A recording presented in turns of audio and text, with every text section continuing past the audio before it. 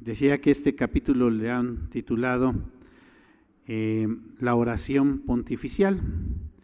Y esta oración pontificial, su contexto, es decir, en dónde se encuentra, en dónde el Evangelio de Juan la coloca, no se nos dice exactamente, pero al parecer es el mismo momento de la comunión.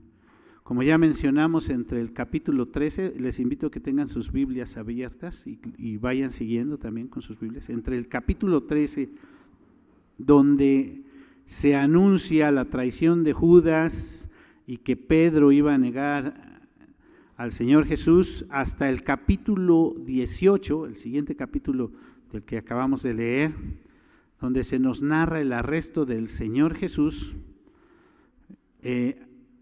encontramos esta oración conocida como la oración pontificial. Así que cuando el verso 1 de nuestro capítulo dice, estas cosas habló Jesús,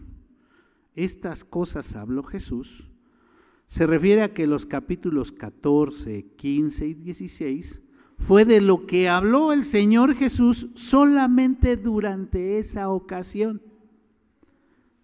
O sea, solamente durante la ocasión de la cena del Señor. Hubo muchas cosas que generalmente no las dimensionamos del todo. O sea, vemos en esa cena el Señor Jesús les lavó los pies a sus discípulos. Instituyó la cena del Señor, eso lo vemos en el capítulo 13.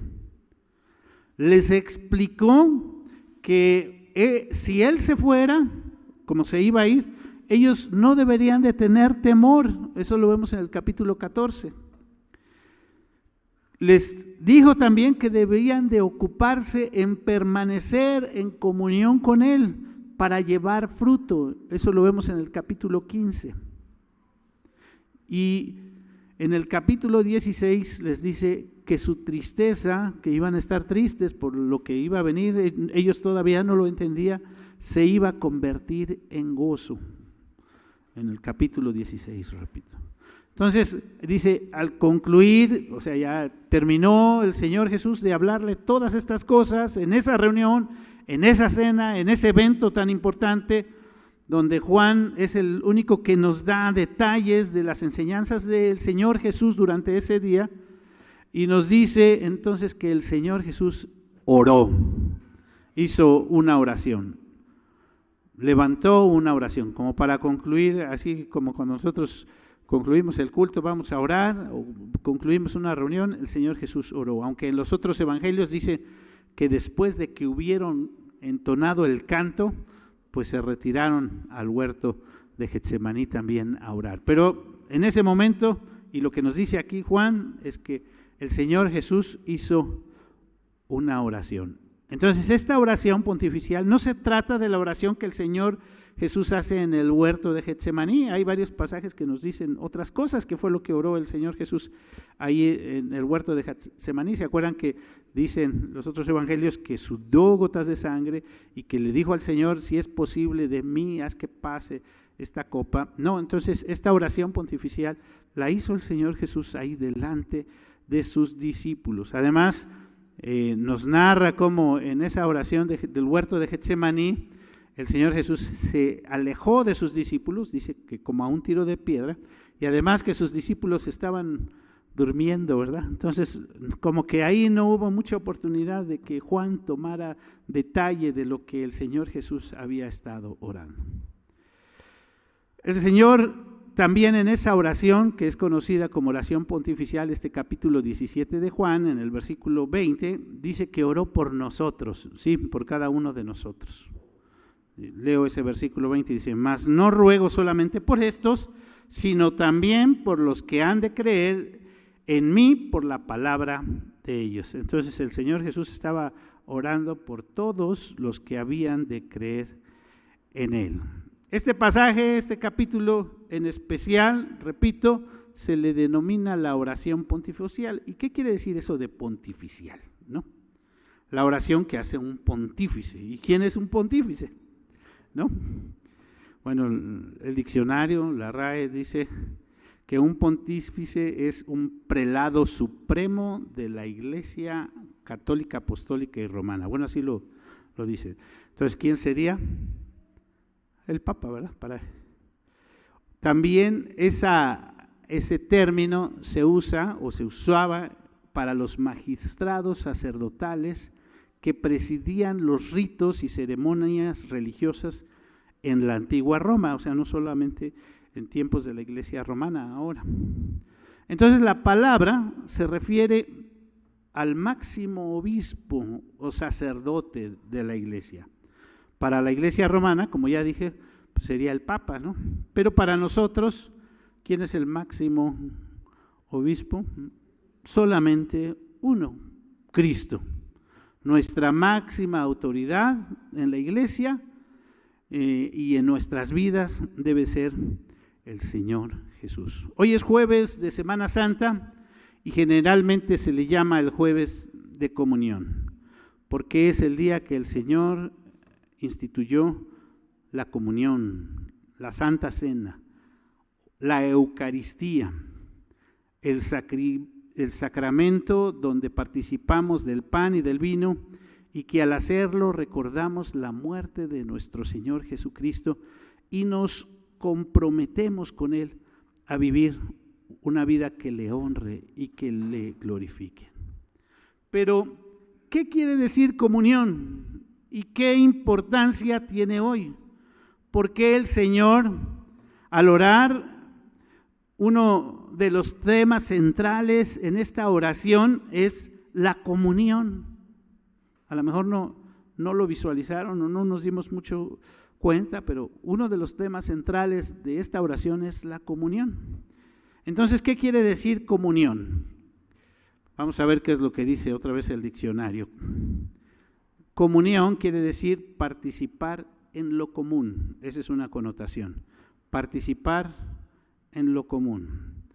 Otra connotación, trato familiar, comunicación de unas personas con otras. O sea, las personas que tienen ese trato, esa relación, y dice trato familiar, ese vínculo, esa relación, tienen comunión.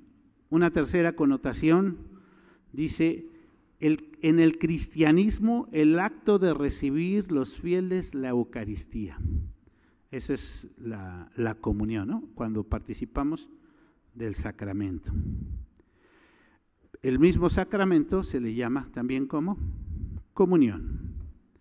Y también la última connotación que voy a leer, aunque hay más connotaciones sobre comunión, que dice la Real Academia, es congregación de personas que profesan la misma fe religiosa. O sea, el grupo de hermanos que estamos reunidos también aquí en el templo y en línea tenemos comunión. Este grupo tiene comunión. Entonces, la comunión tiene que ver con participar en cosas, con cosas en común. Cuando se habla de, por ejemplo, de los lugares donde viven varias personas, se dicen que hay las áreas comunes, que esas áreas comunes se refieren a los lugares donde todos pueden estar, que son áreas para que todos puedan hacer uso de ellas. Pero el término comunión no solo habla de lugares donde podamos estar, sino que comunión también tiene que ver con el trato, fíjense lo que está diciendo la connotación, con la forma en que nos vemos, cómo me relaciono. Y dice que debe ser un trato familiar. ¿Cómo es el trato o cómo debe ser el trato familiar? Pues es un trato de confianza, ¿verdad? Los hijos tienen o deben de tener cierta confianza con los padres, los esposos, entre los esposos deben tener confianza, los hermanos, entre los hermanos deben de tener confianza. Entonces, de comunión viene la palabra o la raíz, tiene la misma raíz de comunicación, ¿sí?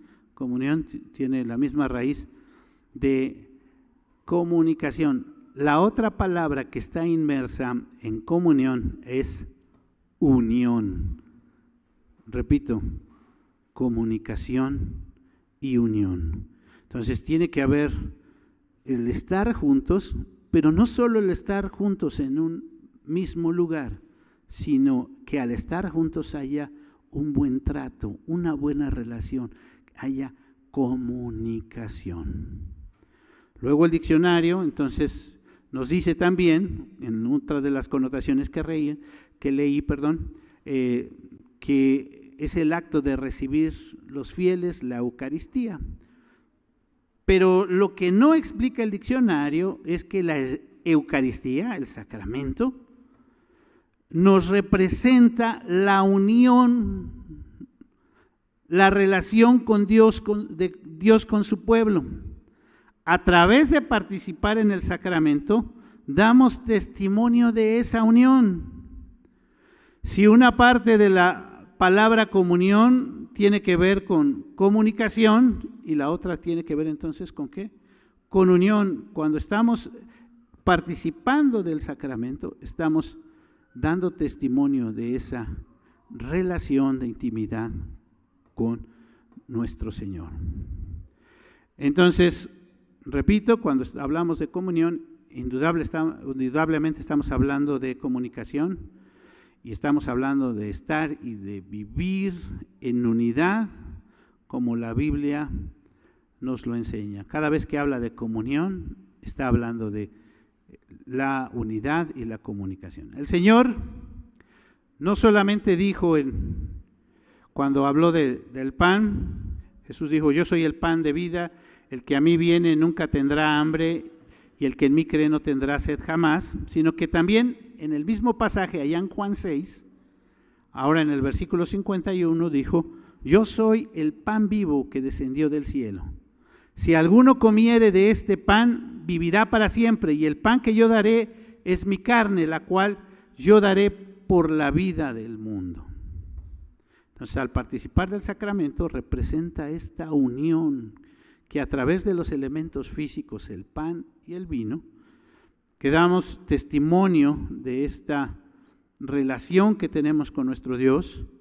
No es que nos comemos literalmente el cuerpo y la sangre de nuestro Señor Jesús, sino que al participar de este sacramento representa esta unión, esta relación que tenemos con nuestro Dios.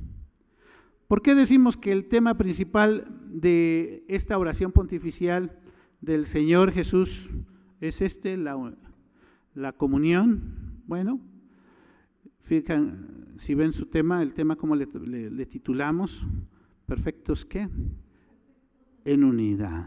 Bueno, por lo menos hay 3 ocasiones en que el Señor pide por nuestra comunión, es decir, porque estemos bien relacionados, por nuestra unidad. Y el último de los textos que voy a leer, ahí desde donde sacamos esta expresión de perfectos en unidad. Entonces leo primero, fíjense, la primera parte la primera vez que el Señor Jesús pide porque estemos bien unidos, porque estemos viviendo en comunión. Versículo 11: ya no estoy en el mundo, mas estos están en el mundo, y yo voy a ti, Padre Santo. A los que me has dado, guárdalos en tu nombre, para que sean uno, así como nosotros. ¿Sí se fijaron? Esta expresión que dice, para que sean uno. ¿Qué está pidiendo el Señor Jesús? Que seamos uno, que estemos en comunión, ¿no? Aquí es importante, fíjense entonces, resaltar esta expresión, para que sean uno, así como nosotros. El segundo texto es el versículo 20, fíjense. Mas no ruego solamente por esto, sino también por los que han de creer en mí, por la palabra de ellos, para que todos sean uno, como tú, oh Padre, en mí y yo en ti, que también ellos sean uno en nosotros, para que el mundo crea que tú me enviaste. Entonces, otra vez la expresión, que sean uno como nosotros. Ahora el versículo 23, vamos a ver cómo dice: yo en ellos y tú en mí, para que sean perfectos en unidad. ¿Sí? ¿Ven cómo ahí está la expresión? Para que el mundo conozca que tú me enviaste, y que los has amado a ellos como también a mí me has amado. Entonces hay cosas muy interesantes e importantes que resaltar que nos deben de hacer poner mucha atención y considerar seriamente. Fíjense, la primera cosa, estamos hablando sobre esta oración pontificial, pero que sea uno.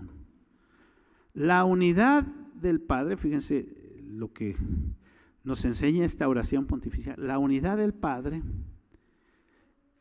y la unidad del Hijo, la unidad de la divinidad es perfecta. Repito, la unidad del Padre en el Hijo, la unidad de la divinidad es perfecta.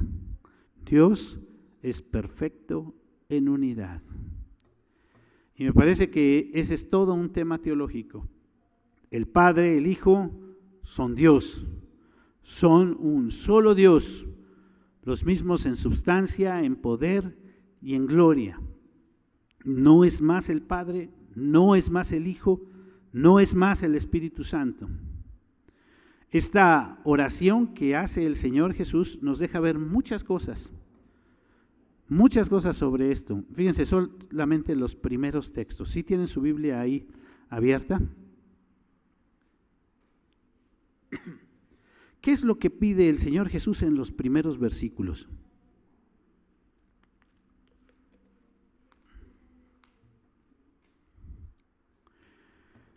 Lo que el Señor Jesús pide en los primeros versículos es ser glorificado.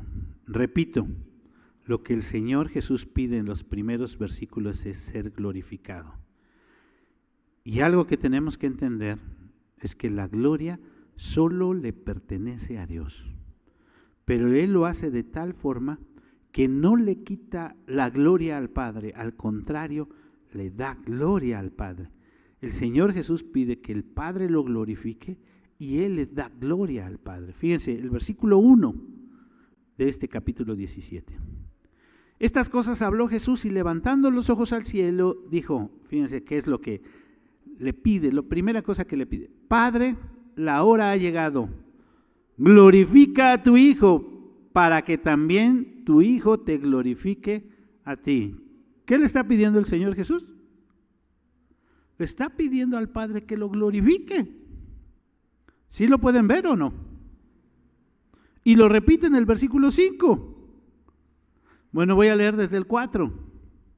Yo te he glorificado en la tierra y he acabado la obra que me diste que hiciese. Ahora pues, Padre, glorifícame tú al lado tuyo con aquella gloria que tuve contigo antes de que el mundo fuese.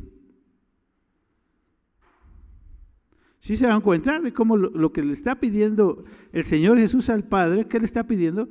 Que lo glorifique. Y luego hasta el versículo 10, fíjense lo que dice cuando está hablando acerca de los discípulos. Y todo lo mío es tuyo y lo tuyo es mío. Está hablando de los discípulos. Y he sido glorificado en ellos.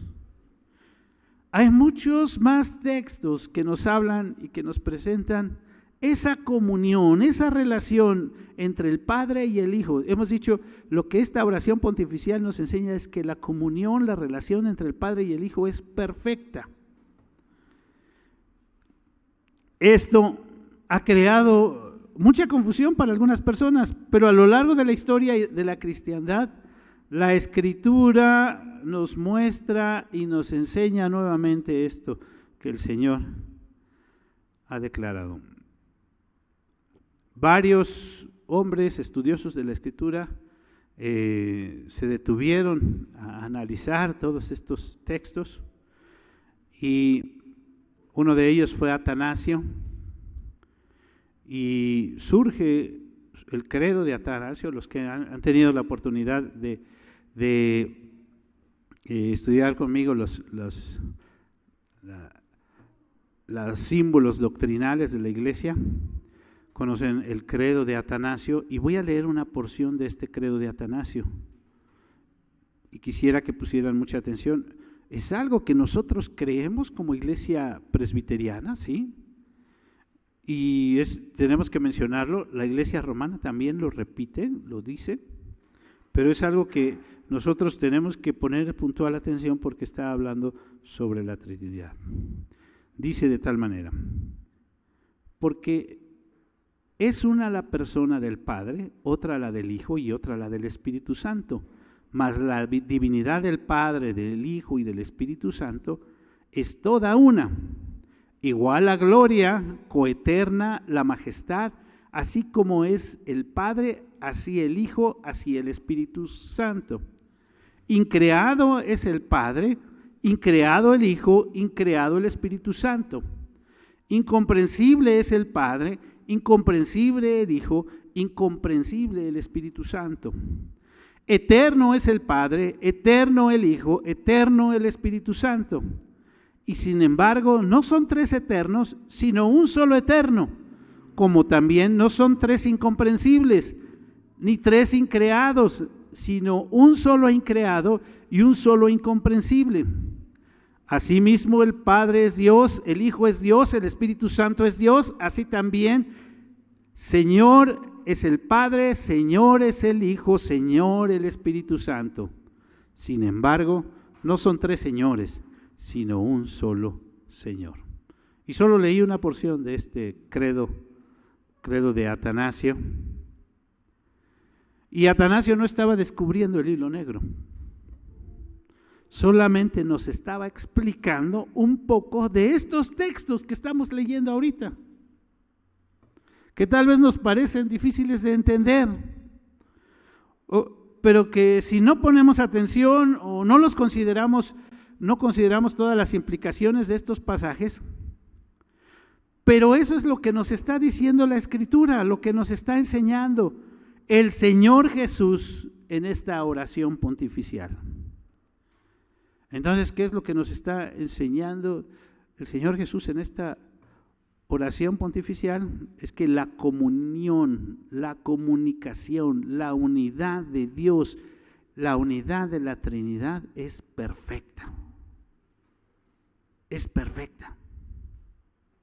La segunda cosa que me llamó la atención en la oración pontificial es que el Señor Jesús le está pidiendo al Padre que el creyente, y aquí diría el verdadero creyente, tiene o debe tener comunión con Dios. Repito, el verdadero creyente debe tener comunión con Dios. Lo que el Señor Jesús le está pidiendo al Padre es que el verdadero creyente tenga esa comunión. Y entonces debemos de tener esa comunión. Vive en el mundo, pero no es del mundo. Su forma de alimentarse es la comunión con Dios y es la comunión con los otros creyentes. Por eso es tan importante esta oración pontificial. Fíjense, pongan atención ahí en su Biblia. Del verso 6 al verso 19, la palabra mundo se repite como 20 veces. En el verso 6, en el verso 9, en el verso 11 y hasta el verso 19, del verso 13 al 19. Fíjense cómo en algunos de estos textos se repite hasta 3 veces esa palabra mundo, mundo. Voy a leer el versículo 13 al 19 y fíjense, si quieren hasta pueden ir contando cuántas veces se lee. Nada más, no estoy leyendo desde donde les dije, desde el 6, nada más del 13 al 19. Pero ahora voy a ti y hablo esto en el mundo para que tengan mi gozo cumplido en sí mismo. Yo les he dado tu palabra y el mundo los aborreció, porque no son del mundo, como tampoco yo soy del mundo. No ruego que los quites del mundo, sino que los guardes del mal. No son del mundo, como tampoco yo soy del mundo. Santifícalos en tu verdad, tu palabra es verdad. Como tú me enviaste al mundo, así yo los he enviado al mundo.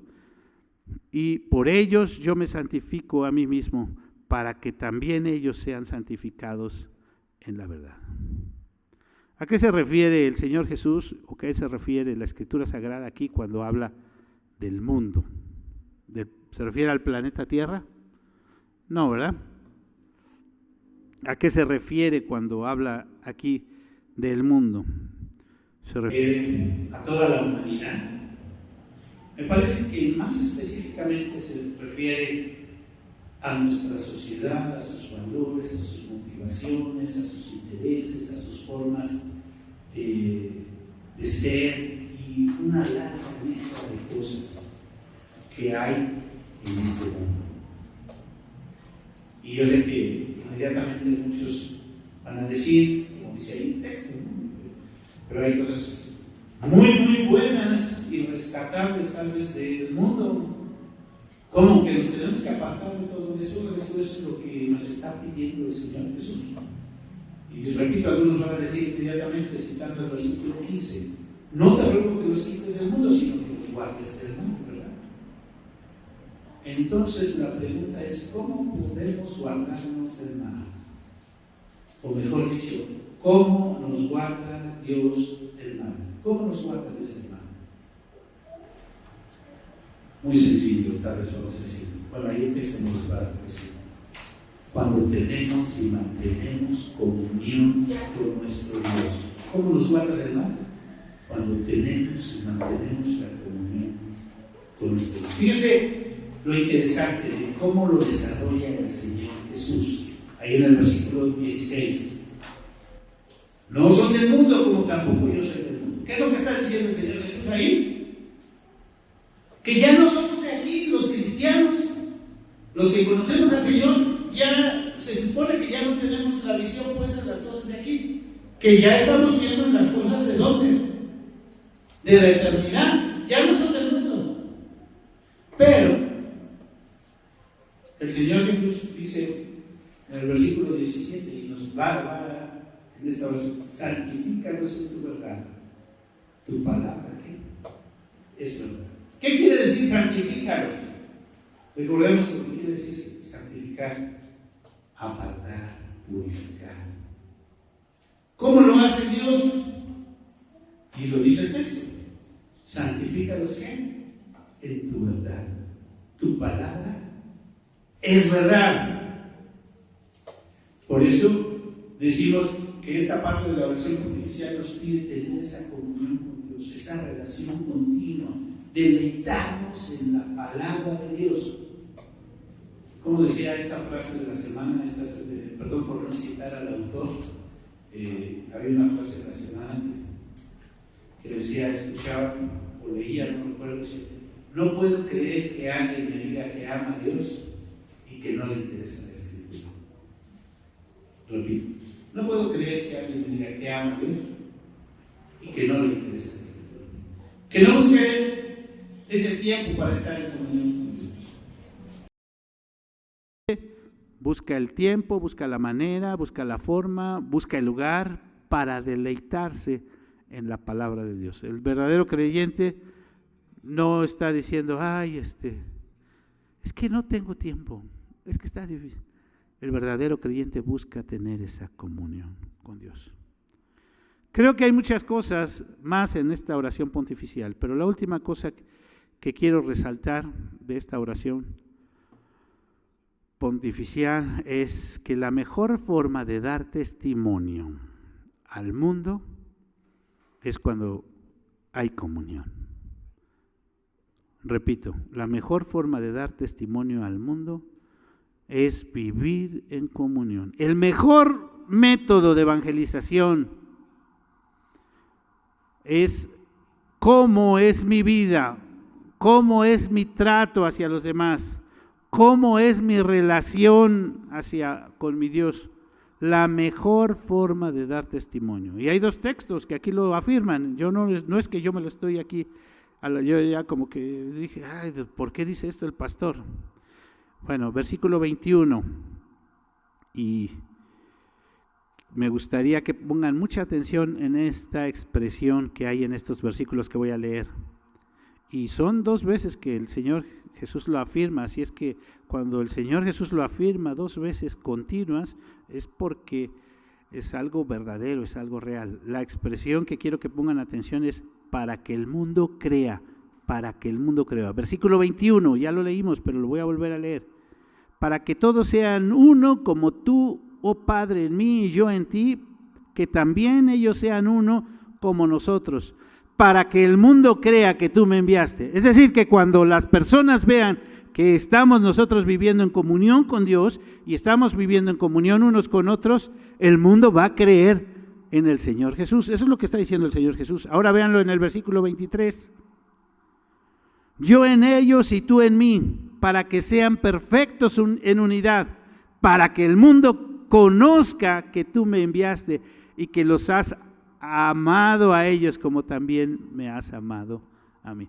La mejor forma que está diciendo este pasaje del evangelismo es cuando tenemos esa comunión con Dios y tenemos esa comunión verdadera con los hermanos, el mundo va a ver quiénes somos, cómo actuamos, y se da cuenta realmente de que hay una vida diferente, una forma de actuar diferente cuando hay verdadera comunión. Repito, 2 veces lo dice el Señor Jesús de una forma continua, entonces quiere decir que es algo firme. Cuando el hombre cayó, allá en el Edén, perdió la comunión con Dios. Repito, cuando el hombre cayó, perdió la comunión con Dios. El Señor Jesús vino a restaurar esa comunión entre Dios y el hombre. El Señor Jesús vino a restaurar esa comunión. Cuando se restablece esa comunión con Dios, cuando el hombre entra nuevamente en esa comunión con Dios y se sana, el hombre está en una mejor condición para restaurar su comunión con sus hermanos. Incluso está en una mejor situación o condición para restaurar la comunión consigo mismo, porque hay hombres que ni siquiera se aguantan, ¿verdad? Hay personas que ni siquiera se aguantan. El creyente tiene que tener esa comunión. El Señor Jesús va a venir por su iglesia, ¿verdad? Eclesía es la ¿qué? La comunión de los santos, la unión de los santos. Así que el Señor Jesús va a venir por su iglesia, va a venir por los que están ¿en qué? En comunión con Él y con los hermanos. El mejor lugar para desarrollarnos, y hay personas que les cuesta mucho trabajo estar en esa comunión, ¿verdad? También esa es otra frase que se dice frecuentemente. ¿Cómo le podemos decir a alguien, me caes muy bien, pero me cae mal tu esposa, ¿no? ¿Sí? ¿Sí han escuchado eso? ¿Cómo le puedes decir al Señor Jesús que Él te cae bien, que lo amas y que quieres, pero que no quieres a su iglesia? Es la esposa del Señor Jesús, ¿verdad? Señor, te amo, quiero estar contigo, pero no quiero nada con tu iglesia, ¿verdad? Porque ella sí me cae mal. La mejor forma es que estemos ¿en qué? En comunión, no dejando de congregarnos como algunos tienen por costumbre. Hoy vamos a participar de la comunión y entrar en ese compromiso, decirle al Señor, aquí estamos, Señor, quiero entrar en esa comunión contigo porque reconozco lo que tú has hecho por mí, pero permite que también al entrar en esa comunión mi compromiso sea honrarte y servirte a través de entrar en la comunión con mis hermanos. Vamos a orar. Señor, te damos gracias por tu palabra. A través de ella tú nos hablas y queremos suplicarte en esta hora que nos perdones si no hemos guardado esa comunión, esa relación tan íntima contigo, Señor. Y también eso nos ha llevado a no tener una buena relación con nuestros hermanos, con nuestros prójimos, nuestros próximos, los que están más cercanos a nosotros. Permite que al venir y tener esa comunión contigo y restaurar y mantener cada día esa comunión, esa relación, te honremos, te glorifiquemos, te exaltemos solamente a ti. Santifícalos en tu verdad. tu palabra es verdad. Señor, que tu palabra, Señor, nos aparte, nos purifique, nos lleve a tener esa verdadera comunión contigo y con nuestros hermanos. Te lo pedimos en Cristo Jesús, nuestro Señor. Amén.